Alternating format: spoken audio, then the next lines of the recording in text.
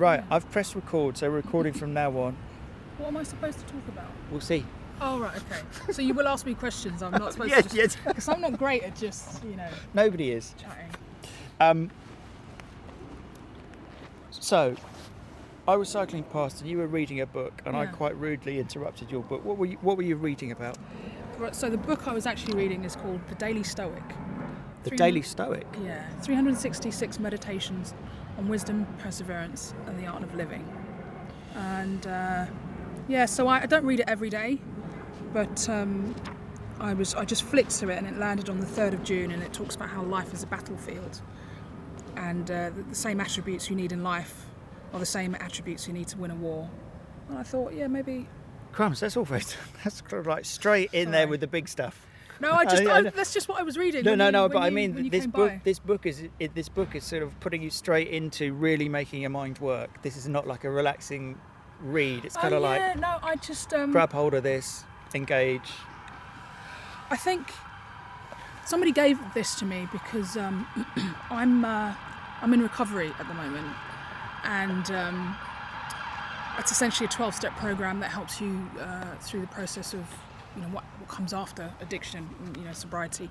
And it was a time when I was struggling, and the person that gave this to me said that it might be good to kind of use this book as a way of because recovery is a lot about spirituality, and she said this might be good with like the more practical sides of life. So although I'm reading this book, there's also another book which is a little bit more spiritual. Hold on, you got 3 books. I've got 3 You books. are a very booky person today. Well, I don't. The thing is, right? I only read sections. So the Daily Stoic has like something for the day, and then there's The Language of Letting Go, which is and what's the subtitle? Oh, The Daily Meditations on Codependency. Right? Yeah. And it's got a picture of a butterfly on the front. That's it, Melody Beatty. And there's also reading for the day. So I don't, it's just part of the process that I go through each day. I do some prayer in the morning, I do some meditation, and I do some reading, and it sets my mind straight for the day, and so I don't wander off in crazy directions. And that's a kind of like it's nice to have 3 books in your lap to choose what you want. It gives you options, but it also gives you a sense of purpose. I mean, I quite often carry a book in a bag, but I never open it. Okay. It's just Okay. I like the idea that I'm going to read, but I never do read. But you are actually reading. Do you know what it keeps me sane? It keeps my mind in a good place. Because I think, one of the problems I can have is that my mind can go wandering off into strange directions. Especially, I take in a lot from the world around me, and sometimes I take in things that I can do nothing about, like the way the world is now. There's so much that's going on that can be frustrating, but I can do nothing about it. And so it's best not to focus my mind on those things, unless there is something I can do about it.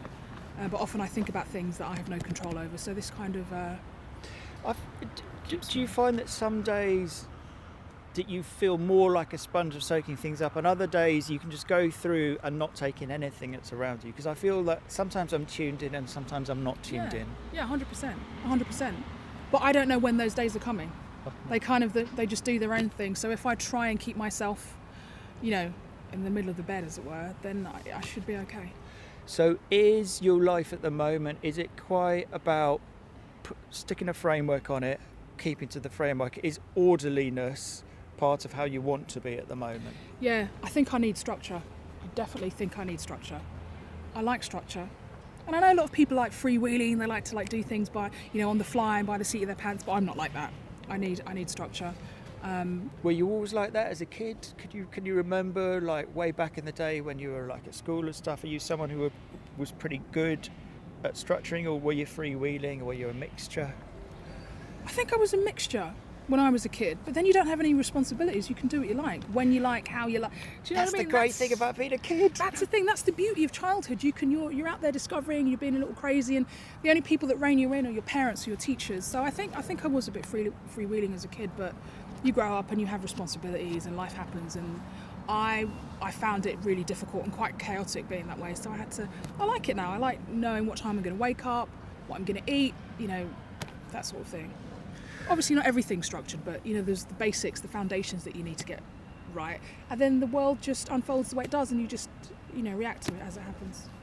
That's nice. It also sounds like you have confidence in yourself to roll with what comes with the day. It's not like you're worried about the day. You're open to what's around, and you're like, I'm going to observe, but I'm going to keep to my structure. I'm not going to close off. Yeah. Like, for instance, you're sitting in a public place. We're in a park in a church in East London. It's a green park. It's got plants, different people sitting on benches doing different things. You decided to be in a public place for your reading rather than at home. Yeah, I mean, I guess, today I decided to come out because it's a nice day and I didn't want to spend the whole day inside. And I really like this park. It's really soothing. It's in the shadow of a church, which is nice. But, I try, because life is unpredictable. You have to kind of be flexible.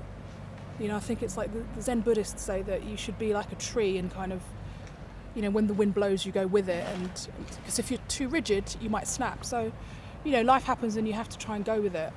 But it's like anything. Some days are better than other days. Some days I can go with it. Some days I snap. And I just spend the whole day in bed. Also, some days you would have probably said to me, "No, not today." Yeah. When I came up and said, "Can we have a chat? I don't know you. Let's just sit down and have a chat with a stranger." But today you were like, "Yeah, okay." Yeah, because I guess I just wanted to sit here quietly. But before you came, I was talking to this other lady who would come over and started chatting to me, and so I was speaking to her, and I was thinking, okay, once she leaves, I'm just going to sit here and just be left on my own. I can do my thing. Then you roll up. Sorry, this is a two conversation day. Yeah, exactly. That's 2 more than I wanted. No, just kidding. And I just thought, I thought, why not? Why not? Yeah, and I suppose some days I would have been like absolutely not closed off to, outside interactions and just wanted to get on with my day. But yeah, it's a nice thing to do. Don't see why not. Now, tell me about, you've been open about coming out of an addiction process. You've talked about a friend who's given you a book. How have your friends been getting you through where you're going to? Obviously, you're getting yourself through it, but how open have you been with your friends? How many friends have engaged with it? How many friends have been hands off and gone, you just do that thing and I'll see you the other side? How does it work? I mean, I haven't had anyone that's reacted badly to it. People have been really supportive. Really supportive, actually. There's a lot of shame, there was for me, around, my addiction. And initially I was reluctant to tell friends. But I told them, and it was, they were really supportive and they were really happy that I was in a place where I could do this. But it's not something I tell everybody about. I just don't, because there's no need, really. There's no need to tell the whole world and his mother what I'm doing. But there's no shame around it anymore for me, because it's just, do you know what I think? I think most people are addicted to something, whether it's work or TV or shopping or whatever. Or scrolling on their phone. Oh my God. Do you know what I do? We're all addicted. I get on the train and I always count how many people are on their phone, and it's always at least 70% of adults, mind you, not kids. Yeah. All of our minds have been hijacked by it. So true. I kind of, whilst I don't declare it to everyone that I meet, it's not the first thing they know about me, I'm not ashamed of it anymore. And it's just part of life, and I'm just happy that I got to the point where I could deal with it before it really, spiraled out of control. But yeah, friends and family have been really good, really, really good, loving, supportive. Brilliant. And is this a phase that you're in where you think there's going to be an end point? Once I've moved past the end point, I will no longer even need to address this subject, and it's not going to be part of my life? Or do you see this as a continuous process which is open-ended and might last a long time? Yeah, no, I mean, as far as I'm concerned, I can't speak for anybody else, but as far as I'm concerned, I think addiction for me is a lifelong process. It's something I'll always have to manage. I'll always have to keep my eye on it. I'll always have to address it. It's sort of like type 1 diabetes. They'll never reach a point for me where I'll have to stop taking my medicine. People with type 1 diabetes always have to take insulin. But I don't think of it initially. I was just like, I can't believe I've reached this point and I'm going to have to do this shit for the rest of my life. But I've reached a point where I find I'm doing things that are really good for me mentally, good for me physically, because of my addiction. It made me address, I hate the phrase, but self-care. you know. So, you know, it brought structure back into my life, because for a long time there was no structure. I was just, you know, being wild. So yeah, it will be a lifelong process, but it's not a chore. It's something I enjoy doing. I mean, you know, if part of the process is sitting in a park reading books, there's nothing wrong with that. You know, it's good. It's fine. So, but yeah, there won't be any end point. I'll have to keep working at it for life. Was there a beginning point? I don't know.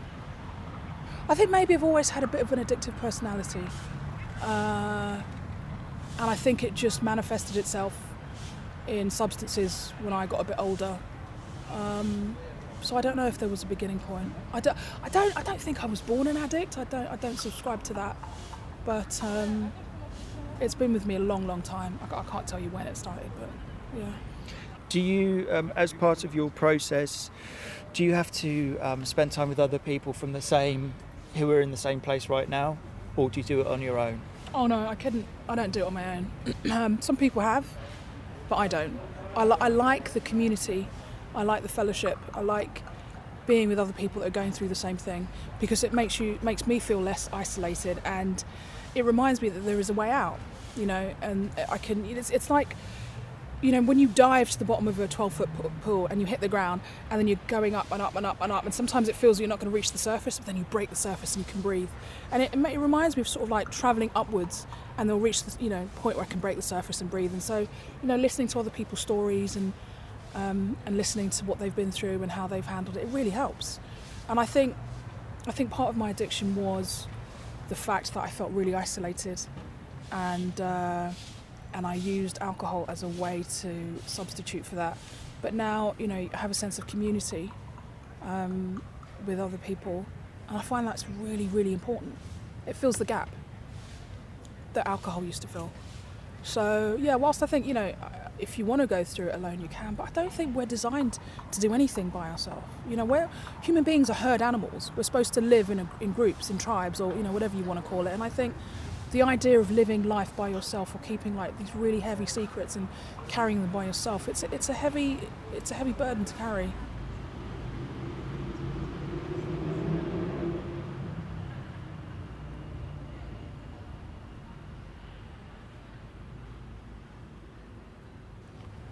I think loneliness is a modern disease, and it's killing people.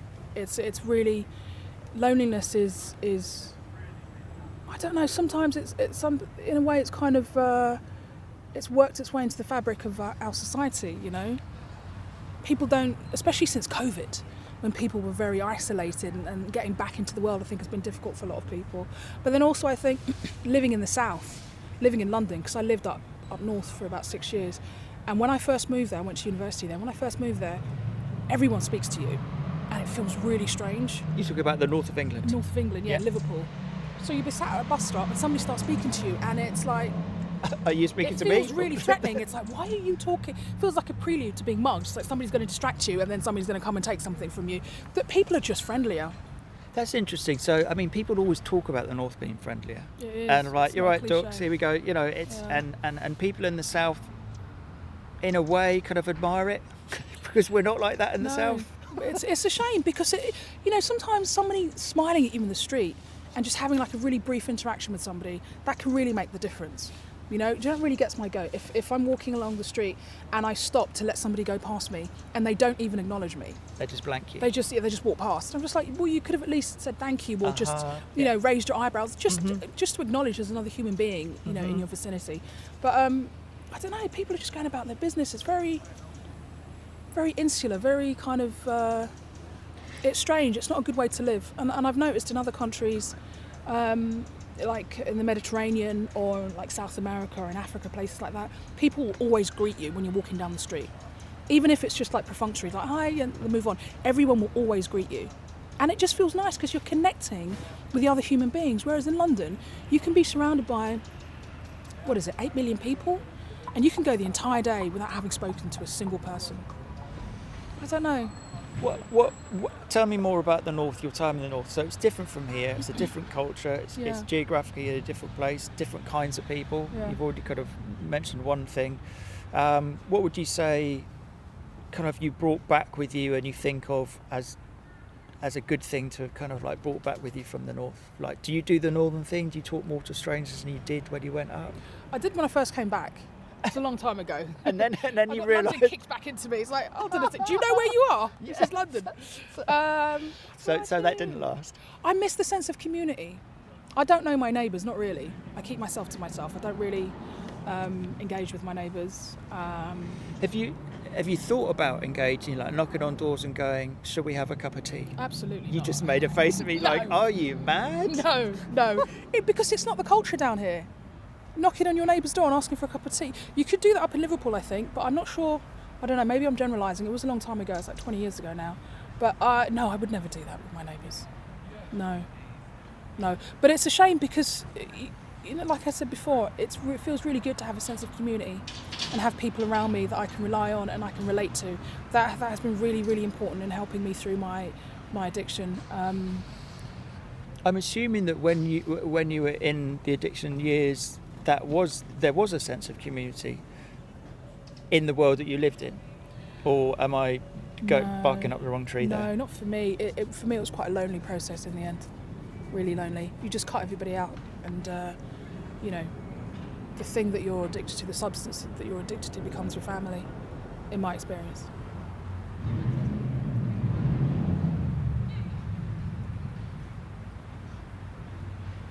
Diving back into your books that you had with you today, Yeah. what have you got out of them today? What are they giving you today? What were you kind of enjoying dipping into? Was there anything about community in them, or was it all about self-love and looking after yourself and being quite singular about that? I guess today what I read was just about the self and how by, I suppose, changing yourself you could change the world around you, or you could affect things around you. So one of them is about how life is like war, and can I read it out to you? Yeah, please do. Not the whole thing, but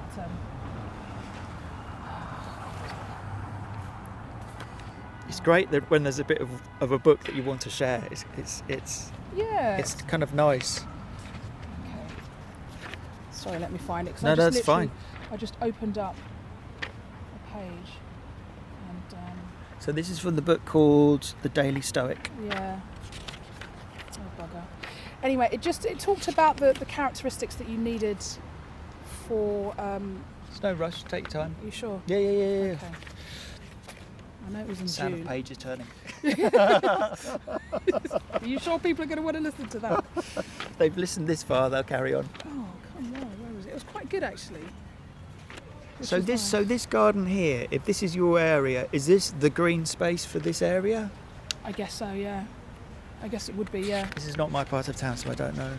I mean, the good thing about East London is that there's loads of green spaces, but this, I guess, is one of them. I suppose the biggest one is Vicky Park. Oh, here we go. So these are the attributes necessary to win wars: discipline, fortitude, courage, clear-headedness, selflessness, and sacrifice. And those attributes that lose wars: cowardice, rashness, disorganisation, overconfidence, weakness, and selfishness. And I guess what they're saying is that those are the attributes that you need and don't need in order to have I don't know whether it's a happy life or a successful life, but the attributes that matter in daily life, they say. Quite binary what it's saying there. It's saying, here's a group of things on one side, here's a group on the other side. And it makes me think of a Lionel Richie quote. I heard secondhand, which is what his father said to him, which is like bravery. It was to do with performance. It was bravery. The brave person is not. What was it? It was something to do with everyone's afraid when it comes to something like a performance, but the brave person is the one who steps through the fear and just carries on, rather than there are brave people and there are not brave people. Yeah. Everyone's scared, and you just step through the fear. I kind of say that because it kind of connects to what the reading that you said. You can have both sides to your character. Yeah. And you can recognise both sides and say that actually I'm going to push through using one set of values or one kind of way of thinking through the other side, but they're all part of what I am. Yeah. Would you say that you're someone, like that bit you read out, would you say, according to that book, you're someone who wins wars or someone who runs away from wars? I don't get involved. Just like, no. But no. I think, I like the quote about acting in spite of fear, because I think that's probably a really good life lesson. Because everyone's afraid. Even the quote, most bravest people are afraid. And also sometimes it's okay to be afraid. Being afraid is the right response. It lets you know that whatever you're trying to do is probably not the best thing. You know, like bungee jumping. I don't understand why people do bungee jumping. No, I just wouldn't do it. Yeah. Attaching yourself to a piece of elastic and jumping off a high point. No, I wouldn't. My fear tells me don't do that. So that's healthy fear. Well, exactly. So, yeah, and also I think, you know, going back to the book, I don't think human beings are binary. You know, it can fluctuate from day to day, from minute to minute. You might be feeling this at one point, and the next point you feel something else. And I guess for me, the point is not to berate yourself because you're not at your best 24 hours a day. Because that's for me, it's not the human experience. It just it goes up and down, you know. And I wouldn't want to be in the top of my game all the time, because that takes up a lot of energy. Sometimes I just want to, you know, like today, sit quietly in the park and read and not have any responsibilities, not do anything dangerous or, you know, that's going to scare me. Because to be honest, I don't like feeling afraid. I don't watch scary films. I don't go on roller coasters. Certainly would never bungee jump or swim in a cage with sharks. You know, I stay away from those sorts of things. But I think there are some times where it is important to act, you know, in spite of your fear. And it's just about discerning when those times are, and when it's time just to step back and just say, actually, I'm not doing that. So I find sometimes if I'm feeling down, not full of self-confidence, and I'm in the fear zone, just in a general day-to-day, I could be going around about my work, I could be just at home, it could be with friends, whatever it is. I find sometimes I kind of make a conscious decision not to sit with the fear, but just to wait for it to pass. And I'm just like, okay, this is the phase I'm in. This is what today is. I'm not feeling great today. I'm not going to go and ask strangers to make a podcast. And it kind of passes. But at other times, I do want to break out of it. And I'm like, I don't want to feel like this. There's kind of no rhyme or reason to it, is there? Sometimes it just comes on you, sometimes it doesn't. Moods. Yeah. And I think, that's a really important thing to say, that sitting with the fear or sitting with negative emotions is really important. It's really, really important. I think, like, you know, we've learned that we can't sit with boredom. And so we scroll through our phones over constantly. And I think sometimes sitting with boredom, sitting with fear is really important. And, you know, I found in my life that, you know, not being able to sit with those negative feelings was one of the reasons that my addiction grew so quickly. Because, you know, if you're in a state of fear or some sort of negative emotion, if you take a drink, it will all just disappear. But I think, you know, part of my journey through this process, and not to say that I've got it right, but is to sit with those negative emotions, sit with that fear, and not try and push past it, because it will pass. The storm will always pass. I heard this story, maybe it was on a podcast, about buffalo on the American plain, bison.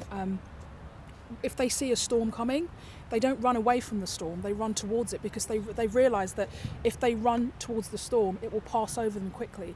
Whereas if they run away from the storm moves with them. That's interesting. And it stays with them much longer. Amazing. And so the idea, I mean, sitting with it would just be like sitting, and then the storm passes. Yeah. But if you run towards it, it will... You run through it quicker. Yeah. I like that. I've never heard that before. We're not always in the right mood to run towards the storm. No. I mean, that's a particular skill that most people don't have. But just sitting and waiting for the storm to pass is also good. Yeah. But running away from it, I think that's what causes a lot of problems for people. I find also sometimes there's a kind of like a sweet spot when you're sitting with a fear or an uncomfortableness. There's a sweet spot in the expectation that you know it's going to pass, that it's going to go over. It's kind of a hard thing to describe, and you know it's all very personal and subjective. But there is a point when you're uncomfortable, when it's actually comfortably uncomfortable, if that makes sense. When you're not scared of it, you're not trying to escape from it, but you're just like, there's a point to this. Yeah. Do you find that sometimes with the steps that you're taking, being in the uncomfortable place, not taking the drink, being in that place where you used to get rid of it with the drink, do you find sometimes like I quite welcome this? I wouldn't say I welcome it, but I'm less afraid of it these days. Yeah, I'm less afraid of those moments, and I'm more able to sit with them. But I wouldn't. I guess, I mean, I see how people might be, because it's like an opportunity to test themselves and see how resilient they've become. But no, I Be that bison, run towards the storm. Exactly. No, I couldn't. I'm not ready for that. But yeah, no, I don't welcome it. I'm still uncomfortable with uncomfortable feelings. Yeah, I haven't reached that point of, self-actualization or whatever they call it. Can you see them coming, the bad times? Can you see see the storm coming, or sometimes are you just in it? It just hits you. I never see it coming. I never That's see it interesting. coming. Yeah. Okay. Yeah. Oh, wow. And I think it's weird. Sometimes if I know something bad is going to happen, like say for instance I'm going to get a phone call from someone and or whatever, I can like steel myself and prepare for it. Mm-hmm. And that's different. But sometimes like when there's mood changes or when the fear hits me, I never see it coming. And I'm always caught off guard. And then I'm just like, oh, okay, now it's here. Now what do I do? Then you have a choice. You decide how you're going to handle it. You're either going to go down that destructive path or you're going to try and find an alternative way of dealing with it. Yeah. So you're almost like skilled up now. Well, You've got I mean, stuff. that makes me You've sound got like a an quiver. expert, You've but got a quiver full of arrows to pull on. Yeah. Well, I guess you know what. There is like a toolbox. I find when you're like that, the easiest thing for me to do is to talk to someone. So I'll pick up the phone and just, even if it's like a really small thing, like something that I would consider insignificant and most people feel is insignificant. If it affects me in a way that makes me feel destabilised, talking about it to someone, getting an outside perspective, because sometimes the way I see things aren't, your perception isn't actually how things are, or somebody has another perception. And when you hear that, you're like, oh yeah, I could have thought about it that way, and it makes it not quite so bad. A problem shared is a problem halved. Exactly, that old adage. So talking to someone always helps. I find the same. I do the same. I pick up the phone and I talk to friends and I bend their ear. Exactly, which goes back to the importance of community. Because if you don't have a community of people that you can trust to talk about even like the most mundane, silly things, then they're stuck inside your head, they're rattling inside your head, and then you have to try and find some other way of dealing with it, which might not always be to your benefit. So yeah, I definitely think when I'm struck by one of these moments, for me, talking to someone's always the best thing to do. I also find being in nature's really nice.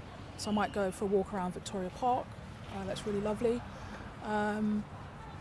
Yeah. And carrying on with the analogy of the weather, do you reckon you'll ever come to a point where you can control the weather? You can see the storm coming, you can palm it off, it doesn't actually hit you. Do you reckon you get to that point? I don't want to control the weather, because that's life, isn't it? That's part of life. If you try and control every aspect, then you're not living. It's like a really artificial environment in which you're in, and you don't grow as a human being. You never evolve. I don't think it's a good idea to try to control the weather, because it helps you grow. It helps you realise that you're on the right path and you can manage these things. They won't break you. They won't kill you. There are ways through it. I wouldn't want to do that. It's not. I don't think it's my place to do that. I think it's. I just have to learn how to deal with life. Life is hard for everyone. Whether or not you have an addiction, life can be really, really difficult. And I think it's a test of who you are as a human being, how you deal with those difficult times, because they will always come. And you can't escape it. You can't outrun the storm. It will it'll follow you. I don't think trying to control the weather's a good thing. Yeah.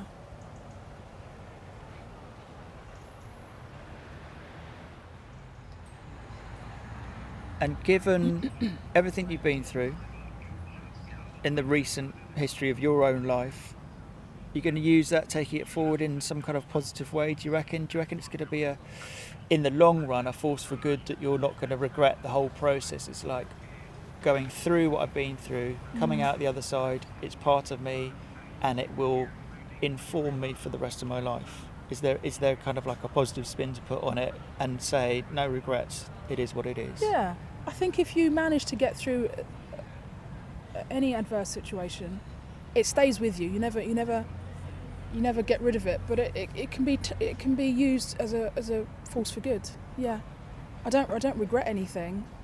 because it is what it is. You can't change it. But yeah, I think I can use the experiences that I've had to make a positive difference in the world, in my own small way. Yeah.